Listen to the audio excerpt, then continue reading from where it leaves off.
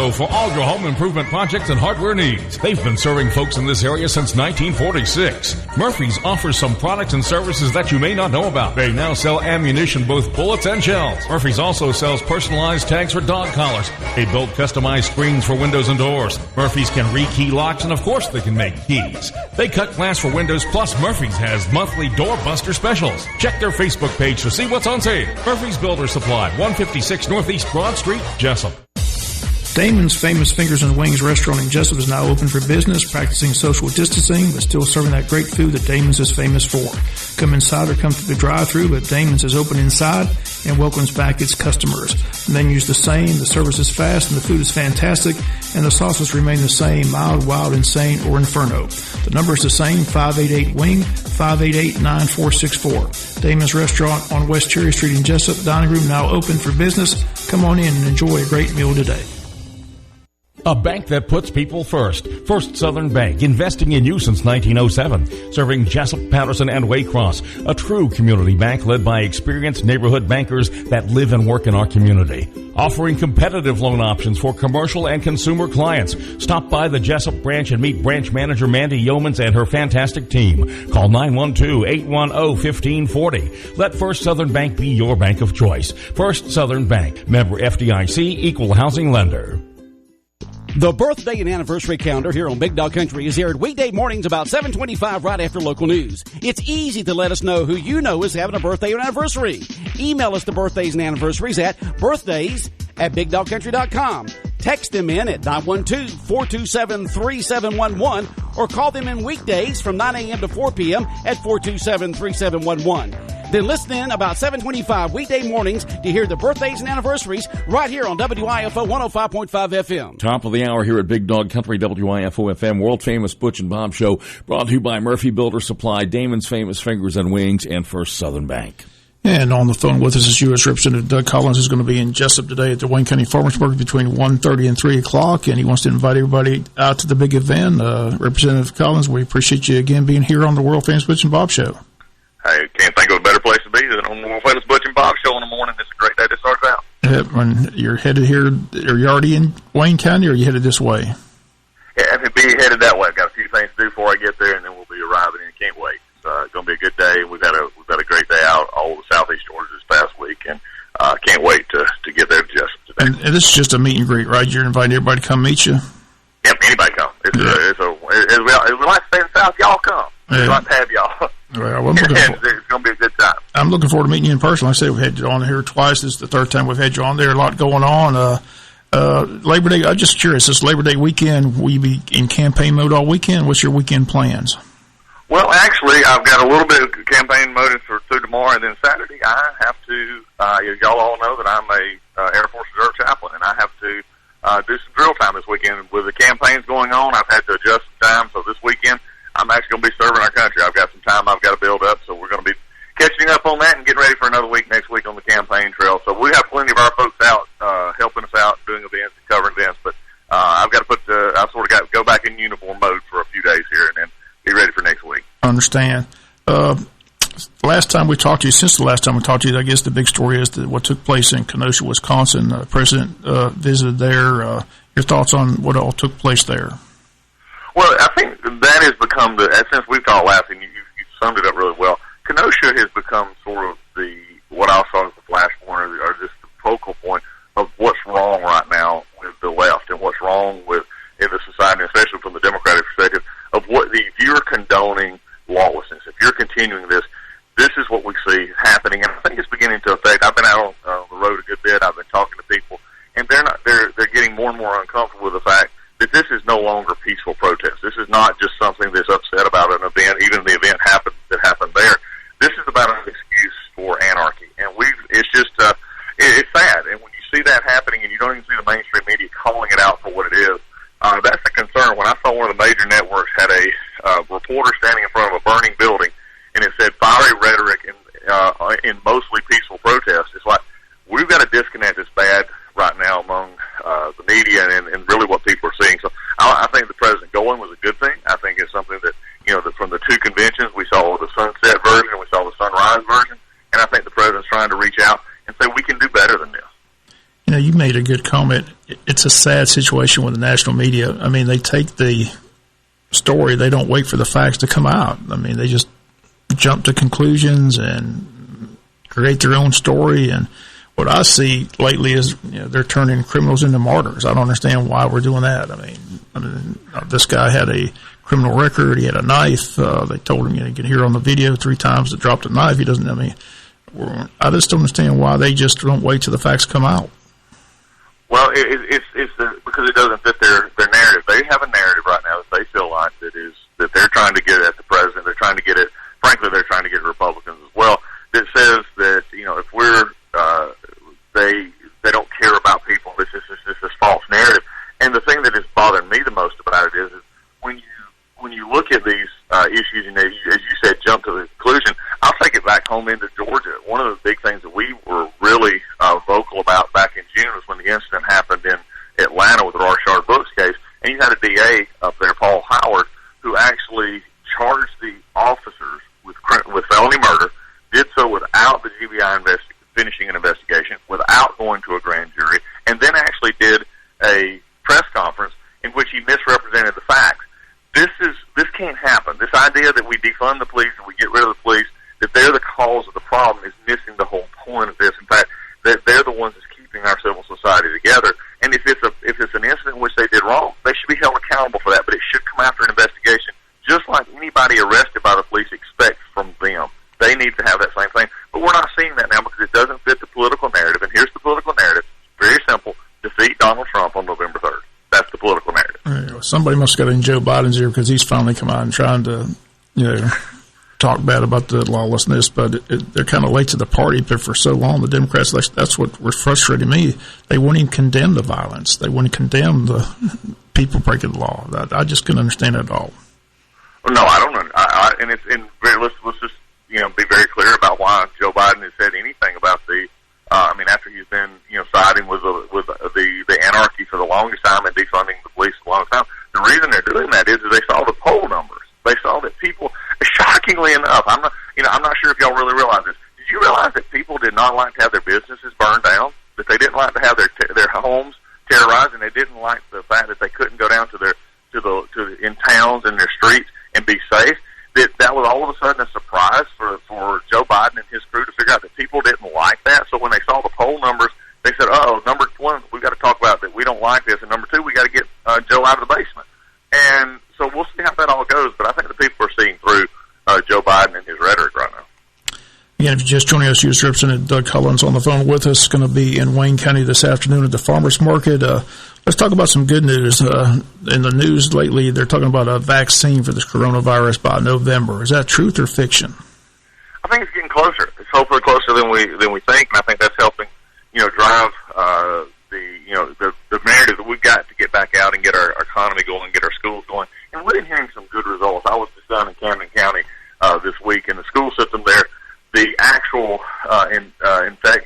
positive cases of COVID have actually dropped on a daily basis since the first of school 4 weeks ago to now. So we're seeing people getting back out. We're seeing schools opening back up, and we're seeing, with proper precautions and the safety measures taken, these kids can go back to school and be safe. So those are the good things. With a vaccine on the horizon, that's an even better thing. Again, the big event this afternoon at the farmers market. Once again, just go ahead and invite everybody out to come see you. Is just going to be? Are you going to speak at the event, or how's it going to work? Oh yeah, we're going to see everybody, take pictures, see everybody, send them people to get out signs, and they'll have a chance to meet us. We're looking forward to it. We're going to speak. We're going to talk about our campaign. We're going to talk about what we have a vision for Georgia and how we're going to talk about that. But we're also going to answer the questions that are coming up.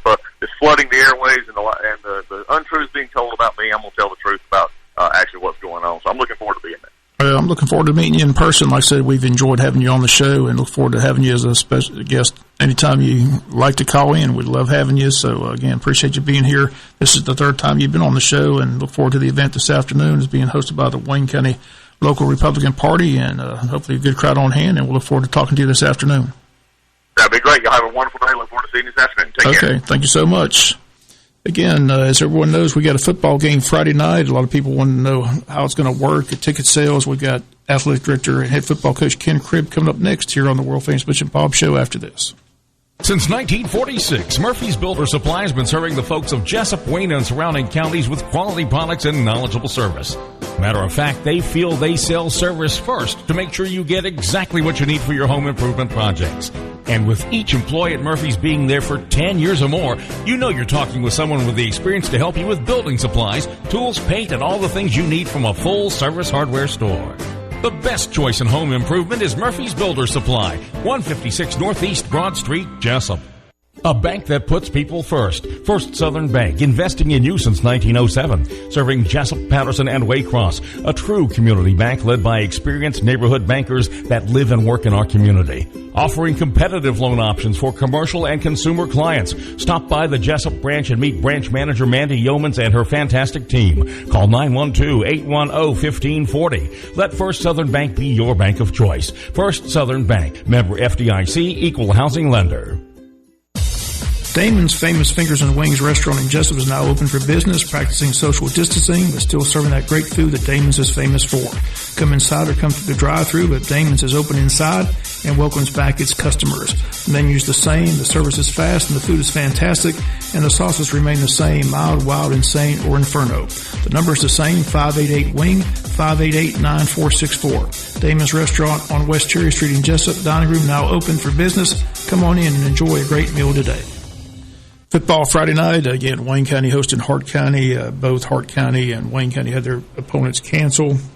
Again, Coach Cribb's with us. I was telling Jonathan it was a wild and crazy day yesterday trying to do the coaching show with the fire drill and everything, but we got it done. But you're here to talk about it. Everybody wants to know about ticket information. Just got some information from the school saying stadium capacity is limited to 50%, which will allow for approximately 2,500 to be in attendance. Tickets will be pre-sold at the stadium on Thursday and Friday, September 3rd from 9:30 to 11:30 a.m. Ticket costs $8.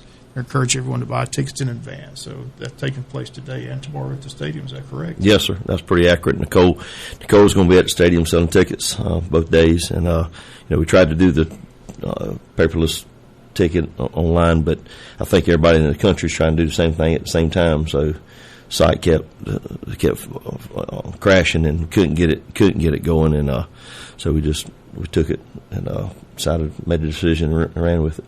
And it says tickets will be purchased online at the stadium on the visitor side Friday evening. Cones will be in place to mark social distancing. When entering the stadium, spectators are required to wear a mask and asked to adhere to social distancing guidelines. So it's kind of like the scrimmage. They're asking people to wear the mask to get in the stadium. And yes. Once you get inside and social distance, you can take the mask off. Is that correct? That's correct. So it's basically going to be just like the scrimmage was a couple of weeks ago. But hopefully a good crowd on hand. Also, I'm trying to read all this. This is an important thing. It says students under the age of 12 attending the game must be accompanied by a dog. So let's emphasize that. We've had this in the past where you see all these kids running around and parents know where to be found. So right. It's not a babysitting service. It's a Friday night. So if you're bringing a child to the game, you need to bring an adult with it.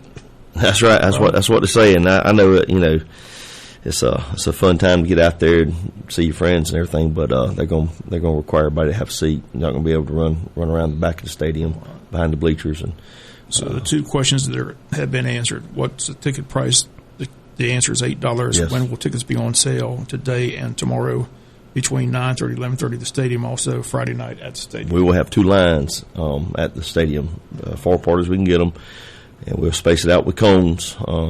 Just like in the grocery store, stand 6 feet behind the next customer. But hopefully, we encourage you to go ahead and get your tickets in advance so you don't have to do anything but drop your ticket stub off in the bucket and keep on moving. You don't have to exchange anything other than picking up your tickets from Nicole today or tomorrow between 9:30 and 11:30. Ever since you called and told us who the opponent was, I've been doing a lot of research. This is a good football team. They got 3 Division I athletes. They got a tight end going to Notre Dame. They got a running back going to Virginia Tech. They got another athlete going to Georgia Southern. So Rance Gillespie is the coach. Used to be at Valdosta. It's interesting. At Georgia High School Daily, they interviewed him about the situation they had a game with Elbert County, one of their rival teams like we had with Statesboro, but that game was canceled. He says the kids are upset, but they're asking him all these kind of questions. And says, I like this question, says, what will it be like playing a team you know so little about in 2.5 days' notice?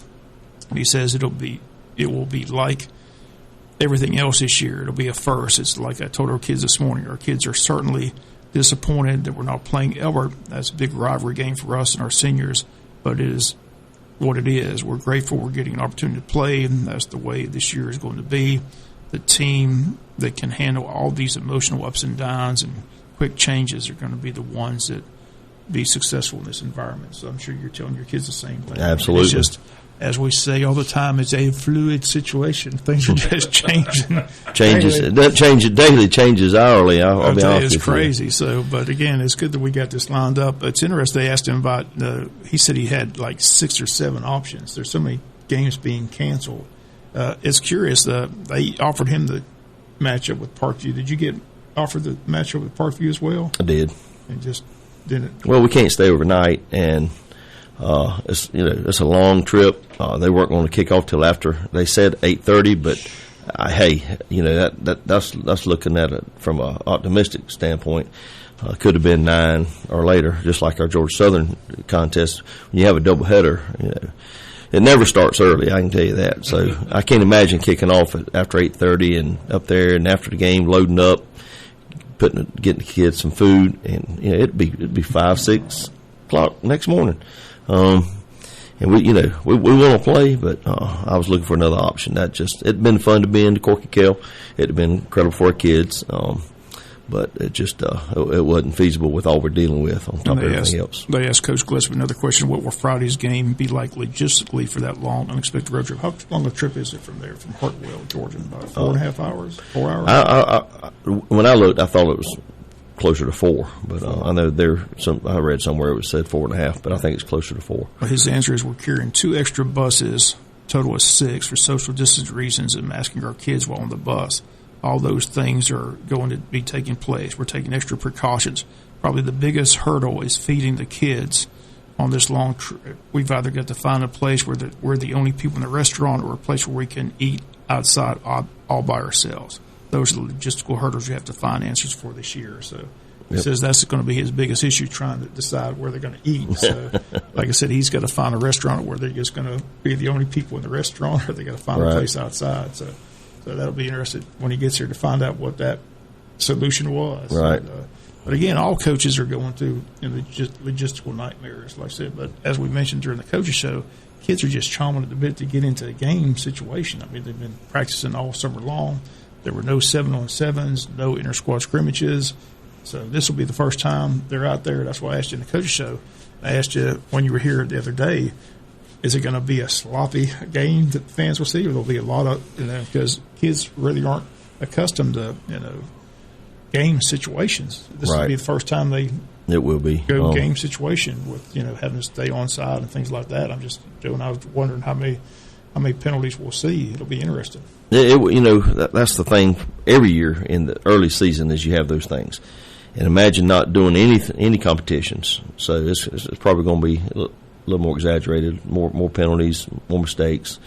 We're working hard as we can to eliminate those, which every coach does that, and so it'll be interesting to see how focused we are. A lot of times too, you get your emotions get tied up in start of a game, your adrenaline's flowing, and sometimes that causes mistakes also. But I tell you, Bob, the look on our kids' faces from one afternoon to the next morning when they found out we went from not having a game to having a game, it was very rewarding to see our kids, and it told me exactly what I thought was how excited they would be and relieved that they were going to get to play. It's going to be fun. Some of the other notes that they've sent us here, it says all seating at the stadium will be marked for social distancing. Please sit accordingly. We'll provide a larger area for our student sections that allow social distancing. Administration will be assigned to the student section area to monitor and enforce the guidelines. Our band section will also be larger to meet social distancing guidelines. Cheerleaders will be assigned to cheer on the track with social distancing strongly encouraged. So the visiting team will be responsible for COVID-19 pre-screening in their team prior to the start of the game. Visiting team will also take care of their own hydration needs following GHSA guidelines. Again, another thing we might want to add is there is going to be no concessions at the game. So if you got a small adjustment on that. Adjustment, okay. Yeah, Coach Hobbs and the volleyball program is going to set up a little station to sell beverages, bottled beverages, mostly water, just so we have access to getting something to drink. Okay, because the temperature's still up in the upper 90s. It's going to be hot. It's going to be hot.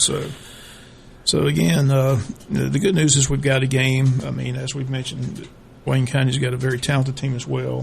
3 Division I prospects on our team as well. Weston Franklin committed to Georgia Tech. Trevor Wallace currently committed to Boston College, and B.J. Wright's going to get an offer for sure. I asked you in the coaches show, and I don't want to give the whole coach show away, but I asked you if there's some other kids that probably get scholarships before the season's over.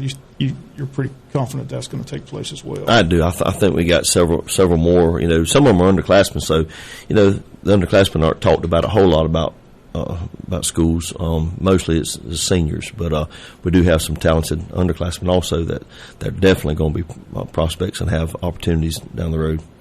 We got the report on the middle school games, and Coach Pruitt, he commended his linemen because he said in the heat those were the guys that really you got to come in. So that's going to be the big thing tomorrow night. Those offensive, defensive linemen in that 90-degree heat, battling constantly. How will depth play a part in that? You got a good rotation of depth for your linemen. That's probably the biggest thing that we've focused on is trying to put together a plan. I mean, there's no easy plan of keeping kids fresh when you're playing kids both ways. It's going to be a game time management situation that we've got to feel our way through it. But it is it's a focal point for our coaches, and we got several coaches assigned to monitoring it very closely and try to keep our kids as fresh as possible. And because once you get spent and you start cramping, it's pretty much too late. You're in trouble for the rest of the night. Yeah, hopefully we don't see a lot of that cramping going on, but you're going to see some. A possibility. But another thing, it all starts with the quarterback. Just want to talk about our talented quarterback again. Every time I think of Trey Pierce, I keep thinking about that long run against Clark Central to get us back in that ball game. That play we had to have. He was able to do it with his legs, but he's gotten better and better with his arm as well. Worked hard in the weight room. Just looks like he's ready to go his senior year here. Junior. Yeah, that's right. Don't graduate him too early. No, sir, absolutely not. But Trey's ready. Trey's fun to coach. Trey's excited. He wants the ball. He wants the ball too. But he's a team player. He makes good decisions. And I just told him, I said, don't force anything. If it's cloudy, have doubt, rely on your legs and let's go. I think the best question I asked you on the coach's show was, like I said, I know you as Air Cribb, but you got that huge offensive line when there's talented running backs. So I asked you, how do you kind of balance that running game pass? You said you just want to be balanced this year. Is that correct? It is. It's always, one of our expectations is to try to make the opposing team defend the whole field and keep them on their heels and stay balanced between run and pass, play side, misdirection. And utilize a lot of motions to So, this team we're playing has got 100 formations and a few plays, and we got just a couple of formations and 100 plays. So, it's just a different mindset and approach. So, excited to see how it plays out. I know our kids they're tired of practicing. They're ready to play. How hard was it to get the officiating crew to come? How did that work out? We got a great booking official, James Frey.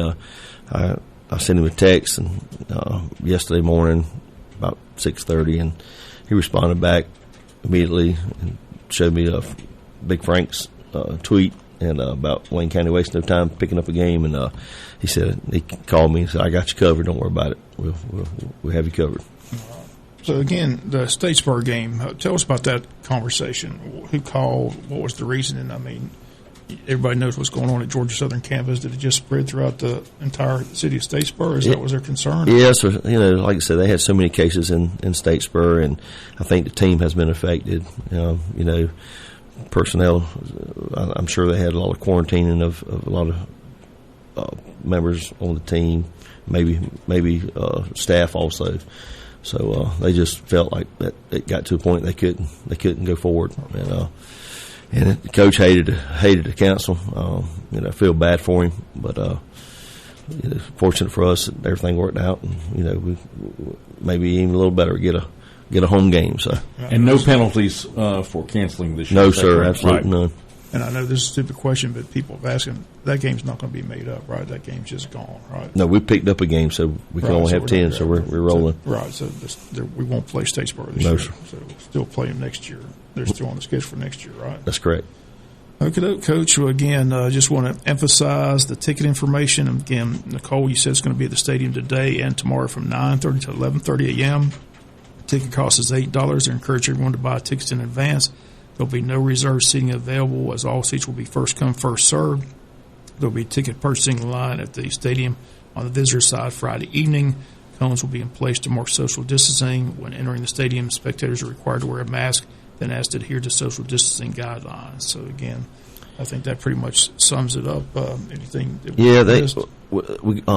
Miguel's done an incredible job getting the stadium ready, and also I want to say, we got so many people that jumped in. We got a great community, and once we decided to pick this game up, everybody pitched in, and were contacting us saying, how can we help? What can we do? I know the stadium's marked off, Bob, if anybody's wondering. The seats that are marked with the blue X means do not sit there. So it is marked off. So make things easy. That's for the social distancing purposes. So it is. It is. People need to understand that. So again, we're looking forward to it. I wish it would get a little bit cooler, but unfortunately, the temperatures are expected to be up in the upper 90s all the way up till Sunday. I think Sunday's the day it finally breaks a little bit below 90, but until then, it is Labor Day weekend. A lot of people that's the other question. I'm sure a lot of people already have plans for Labor Day weekend. So, like I said, a lot of people just pitching in, trying to help out any way they can. They are. It was a little bit of a stress and a push to get prepared, and and I'll say it again. I mean, from the district administration to Dr. McDaniel and Nicole and Miguel and members of the Touchdown Club out there helping check for wasp and helping clean the stadium, the bleachers, cleaning the locker rooms. Everybody. I mean, the field's ready to go already. Miguel's crew jumped in and didn't bat an eye from jumping in, but it's just they got it ready, so we're moving forward, and I'm sure it put a little bit of a wrinkle in everybody's plans, but luckily we don't have to travel, get to stay home. I'm just curious about the band. The band was not going to go to Statesboro, but they are going to be there Friday Correct. night, right? So yep. They are. That's what I heard. Yep. And the cheerleaders will be there. So again, it should be a fun night. It's always on Friday night. A lot of teams are playing, so I'm just glad we were able to get it all worked out. Like I said, you had options. The Hart County coach had options, but y'all were able to reach this agreement and come. So hopefully they'll have a safe trip and find a place to eat by themselves or outside, whatever they decide to do. And we'll look forward to the game Friday night. Have you on the post-game show afterwards and hopefully talk about a big win over Hart County. But this is a very good football team. I'm looking forward to seeing this tight end. I mean, 6'8", 250, going to Notre Dame. Yep. He's got to be an athlete. Absolutely. I'm telling you now, that running back, he's committed to Virginia Tech. Yeah. He's special. Malachi Thomas, I think is his name. So. His burst, he's got a cat gear. He can go from point A to point B. Maybe that long bus trip will slow him down. So absolutely. That's what you got to hope. Yep. Hope some Camden, Williams, Weston, Franklin, Demetrievich slows him down a little bit too. That's right. Well, like I said, our defense is pretty stout. So again, you talked about how you're impressed with the defense, and they've already been able to shut people down. So, but they'll have their work cut out for them. What kind of? I asked you about the quarterback. That's one thing I don't read about much at Hart County. I don't know if the quarterback last year graduated. He did. He graduated. He was a good player. They got a sophomore right now.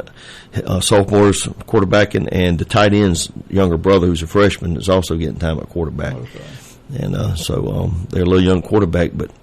If he can take the snap and get that ball in the running back's hands, they got a shot. The Bulldogs of Hart County, again, as you mentioned, they had a good year last year. They went 10-3. Most people in Pierce County know all about them because they beat Pierce County in that second-round state playoffs game. Then they turned around third round and lost a tight 17-16 game to GAC, knocked them out. But they made it to the third round, and they got most of their players back. So it should be a good football team. Like I said, Gillespie, what kind of coach he is. I'm sure he'll have him coached up well. Well, they didn't go out searching for a game like they did. They were looking for something big time, And so they definitely wanted to play. They made no bones about it. They wanted to get a game in. So that tells you a lot of confidence they got about their team and their expectations for the season. Well, like I said, people were just itching and ready. College football kicked off last week. They got another game tonight, Central Arkansas and Austin Peay. A lot of games this Saturday. SEC's a couple weeks away, ACC. So the NFL kicks off next Thursday, a week from tonight. So football is here, and people are excited that it is here. Unfortunately, at the college stadiums, not many people are going to get to see it. And that's right. Same thing with the pros, but the football season is about to kick off. Bob, last thing I want to say was just remind everybody, tickets are only going to be sold at the stadium. They're not going to be at the school. Right, at the stadium, 9:30 to 11:30. Nicole's, she's been putting in some hours, and just ask you, please don't go to school. What side of the stadium would the tickets be? Would it be on the home side, or will she be in the visitor booth, or where do they go when they get to the stadium? Right now, I think she's going to be out front, kind of like a drive-through type. At the main gate? At the main gate, so they don't have to get out and move a whole. Let's see here. She's going to be by the pavilion. By the what? By the pavilion. By the pavilion. Yep. Where the Touchdown Club pavilion is. That's correct. Okay. That's where she's going to set up. So that way they don't have to get out and travel out, great distance to get a ticket. Make it. That's today and tomorrow between 9:30 and 11:30. But Yep. you can also purchase the ticket tomorrow night at the gate. Correct. And tickets are $8. Yes. So. Yep, and this is the other thing is this is an extra game. This is not a Wayne County home game, even though we're playing at home. Somebody asked, do we have to pay Hart County to come here? Or They're getting yes. They're getting paid to come. They are. Okay. They are. We could either go there or they come here. We decide to kind of work out a compromise that takes care of both schools. I got you. I just want to emphasize this, and people probably get tired of hearing this, but again, this should be emphasized. Students under the age of 12 attending the game must be accompanied by an adult. Yep. So just keep that in mind. That's right. Or they'll be calling you to come get your kid. They'll call you to come get the kid. Yep. Coach, we'll look forward to it. Wayne County, Hart County wasn't on the schedule originally, but it's set for tomorrow night, September the 4th at 7:30 p.m. at JC Stadium. Always a fun place to play a football game, and I know the kids are anxious to get out there and hit somebody besides themselves and see how it all plays out this year. Like I said, the non-region schedule is very difficult. The region schedule is real difficult. It'll be interesting to see how Warner Robins is playing Valdosta this weekend. Yep. So that'll be fun to watch. That's going to be a good one. And Camden County, Richmond Hill is another good marquee one. game. So there's some marquee games this Friday night. We do have the high school scoreboard show tomorrow night from 10 to 12 with 3 new hosts. So we'll see how that plays out. Yep. So I don't have their names with me. I got them on the sheet back at the office, but not sure. It's coming out of the 680 Atlanta. 680 right? The Fan with Mo, Larry, and Curly. Mo, Larry, and Curly. No comment. Coach Cribb, always good to see you. Again, anything else you want to emphasize or anything you just want to stress? Just please help us stay. Wear your mask. We got stations set up through the stadium with hand sanitizer and masks. Just help us make it as safe as environment as we can make it. Spend a little extra effort and thought going into this, so we can keep moving on. And also, I want to remind people, it being Labor Day weekend, that Touchdown Club will meet next Tuesday night, not Monday night. Okay, next Tuesday night, not Monday night. Got it.